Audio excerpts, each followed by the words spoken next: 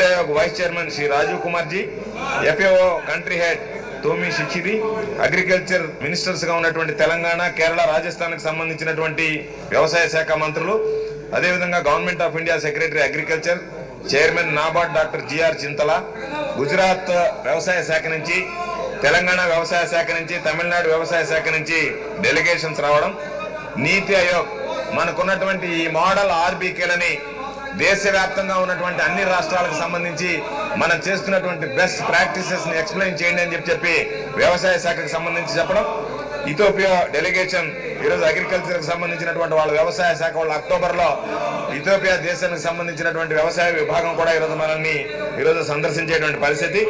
Tripura delegation కూడా త్వరలోనే రాబోతుంది. రాజస్థాన్ కి సంబంధించి కూడా అగ్రి ల్యాబ్స్ కి సంబంధించి ఏర్పాటు చేశాం.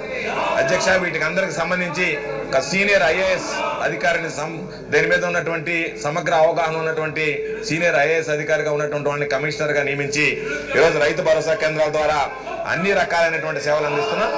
రైతు భరోసా కేంద్రాలు అనేటువంటివి వన్ స్టాప్ సొల్యూషన్ లాగా ఈరోజు రైతులకు సంబంధించి వివిధ సేవలు అందిస్తున్నాయి. కాబట్టి తప్పనిసరిగా రైతు భరోసా కేంద్రాల ద్వారా రైతాంగానికి సంబంధించి మరింత ఈరోజు ఉన్నటువంటి మరింత సేవల్ని అందించేందుకు ప్రయత్నం చేయడం జరుగుతుంది అని చెప్పి ఈ సందర్భంగా తెలియజేస్తూ, గౌరవ సభ్యులు అడిగినట్టుగా RBKలను సంబంధించి బలోపేతం చేసేటువంటి విషయం పరిశీలనలో ఉంది. దానికి సంబంధించి అన్ని రకాలైనటువంటి చర్యలు తీసుకోవడం జరుగుతుందని చెప్పి ఈ సందర్భంగా తెలియజేస్తున్నాం.